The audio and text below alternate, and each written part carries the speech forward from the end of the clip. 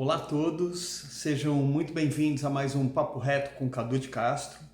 Espero que este vídeo encontre a todos muito bem de saúde, saúde física, saúde mental. E no Papo Reto de hoje a gente vai dar continuidade a um tema que nós iniciamos no vídeo passado. Então gostaria de convidar a quem não assistiu para assistir. Ele vai aparecer aqui no cantinho da tela para que vocês possam acessar. Esse vídeo já está disponível no YouTube e que trata sobre o tema povos originários do Brasil ou povos indígenas no Brasil. Nesse vídeo nós falamos um pouco sobre a história dos povos indígenas e principalmente a relação que se estabelece a partir da chegada do colonizador, né? E o processo de construção dos estereótipos falaciosos, mentirosos, que nos chegam até os dias de hoje. Do indígena como sendo alguém inocente, né? Ingênuo, quase burro, sendo alguém não afeito ao trabalho, portanto preguiçoso, sendo alguém indolente e hostil. Essas qualidades negativas forjadas pelo colonizador justificaram o roubo da terra, a escravização dos povos indígenas, assim como seu extermínio.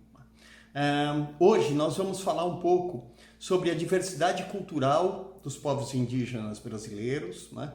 Mas principalmente sobre alguns aspectos da cultura dos indígenas que os diferenciam muito da nossa sociedade, da sociedade urbana e até mesmo parte da sociedade rural brasileira. Vamos lá então? Vamos para mais este Papo Reto com Cadu de Castro? Hoje vivem no Brasil 305 diferentes etnias indígenas. Cada uma dessas etnias tem aspectos únicos.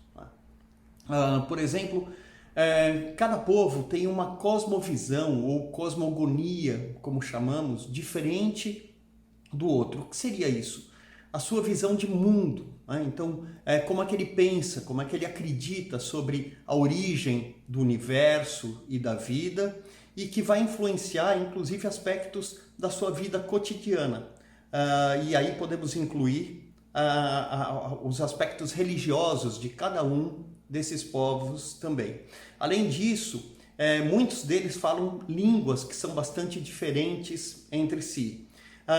Apresentarão aspectos também muito diversos no que se refere à pintura corporal, à arte plumária, o artesanato, a produção do artesanato, ou seja, de artefatos de uso cotidiano em que eles imprimem a arte, ou seja, há uma grande diversidade entre os povos indígenas. No entanto, a nossa cultura, a cultura do colonizador, criou estereótipos que colocam praticamente todos os povos indígenas no mesmo balaio, no mesmo cesto. É como se todos eles usassem o penacho, como se todos eles usassem a pintura corporal e assim por diante. Então, esses estereótipos largamente construídos durante o transcorrer da história, além de serem falsos, eles nos levam a um entendimento muito distorcido sobre o que é a cultura dos povos originários do país. Portanto, se há essa diversidade cultural entre cada um dos povos indígenas que habitam hoje no nosso país, imaginem se a gente for comparar a cultura indígena com a nossa cultura. E estou falando principalmente da cultura urbana do país. Há uma distinção muito grande. A forma de enxergar e de interpretar o mundo são completamente diferentes, são completamente distintas.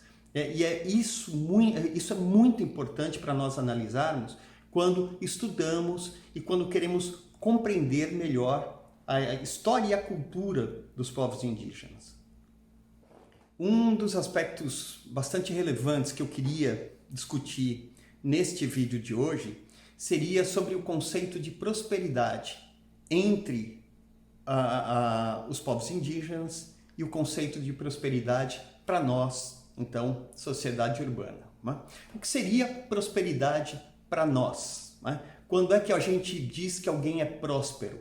quando é que a gente diz que alguém é, entre aspas, bem de vida, né? Geralmente quando essa pessoa tem acesso a bens de consumo.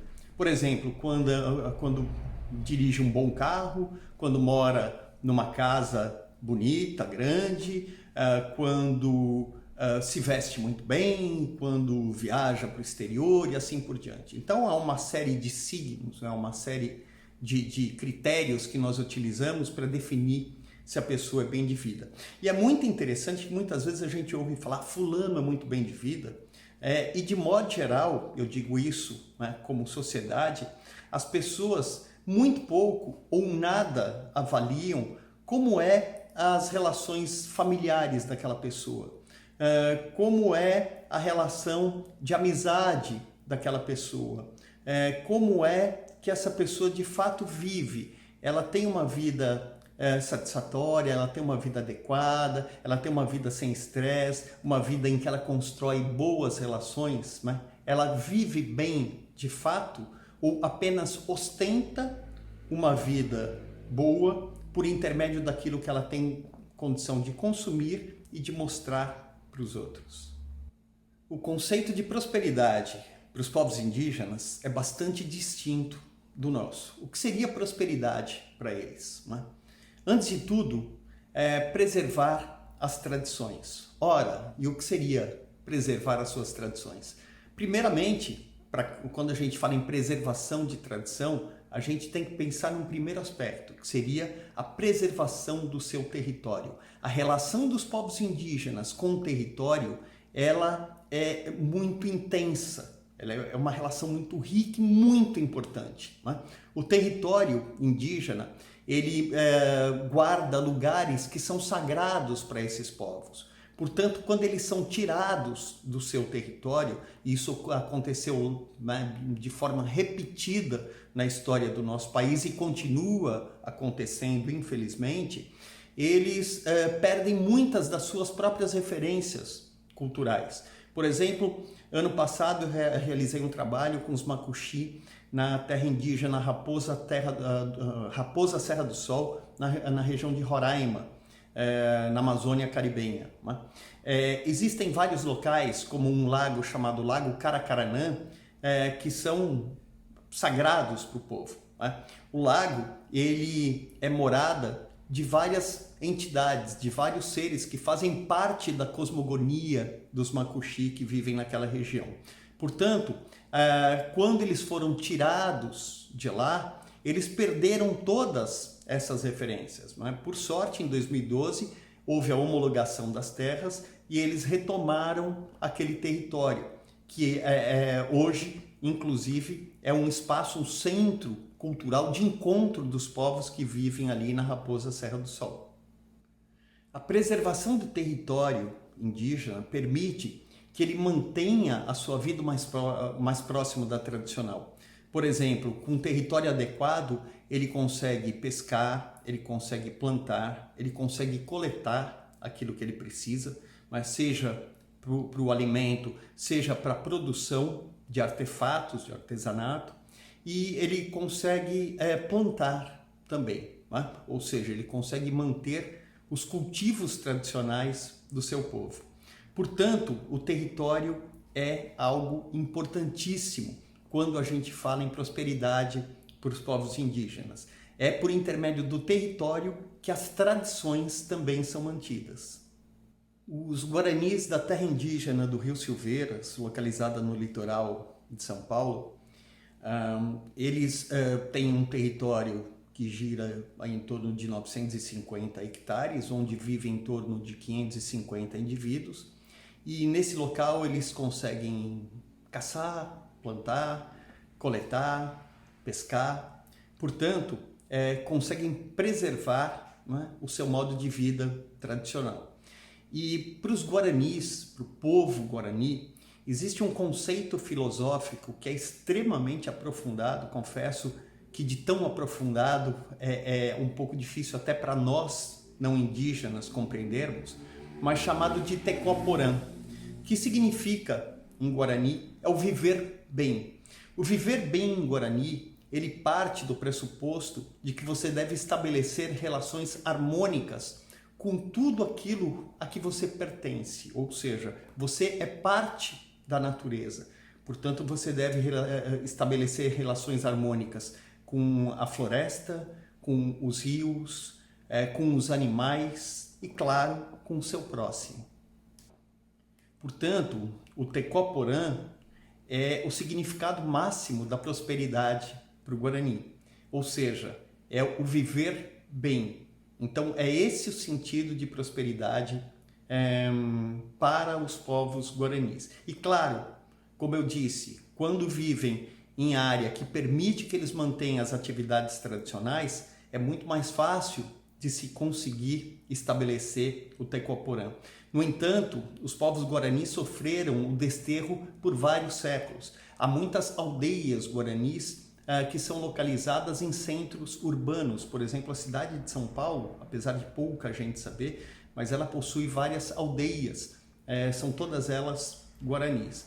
Muitos desses indígenas, quando são tirados do seu território tradicional e levados para uma área urbana, eles perdem todas as suas referências de trabalho, ou seja, eles não podem mais caçar, eles não podem mais plantar, eles não podem mais coletar e não tem mais rios para pescar. Consequentemente, eles passam por um processo de desestruturação social que vai acabar gerando problemas seríssimos, né? É exatamente isso que acaba abrindo a porta para a entrada de bebidas, drogas, e a gente começa a observar então muitas vezes um processo de degeneração de uma sociedade por conta da ação do não-índio, que o desterrou e o levou para um território que não é adequado a ele então.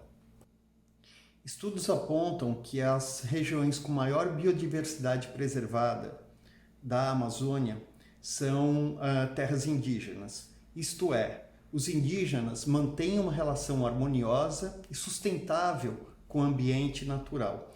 Portanto, a preservação dos seus territórios não só garante a manutenção das suas tradições, né, e o bem-estar dos seus povos, como também garante o futuro das nossas gerações. Isso significa que a luta pela preservação dos territórios indígenas é responsabilidade de todos nós que temos um olhar mais humanista, um olhar mais progressista e um olhar que se preocupa com as gerações à frente. Historicamente, os povos indígenas tiveram seus territórios saqueados. Isso começou no início da colonização, com a cultura da cana-de-açúcar, e se estende até os dias de hoje, né, com grileiros escondidos atrás de rótulo de fazendeiros, garimpeiros e assim por diante. Uma reflexão que eu gostaria de propor a todos é sobre a autonomia que nós temos em nossas vidas. Por exemplo, nós, seres urbanos, temos que vender a nossa força de trabalho para conseguirmos comprar o alimento, porque nós não produzimos. Nós precisamos vender a nossa força de trabalho para conseguirmos morar, porque nós não produzimos também a nossa moradia. Para os povos indígenas, aqueles que mantêm o seu território preservado e que mantêm os seus conhecimentos tradicionais, eles têm a matéria-prima que eles conhecem onde extrair para construir a sua casa, e eles têm também todo o conhecimento para a coleta do alimento ou para o cultivo do seu alimento. Por isso, eles têm autonomia total de vida. Imaginem que numa situação de crise econômica, né, quando nós temos um processo de desemprego, muita gente fica preocupadíssimo de perder o emprego e ter dificuldade para manter a sua moradia e até mesmo alimentação. Esse processo de autonomia, muitas vezes a gente nem reflete sobre ele porque é algo tão distante, né?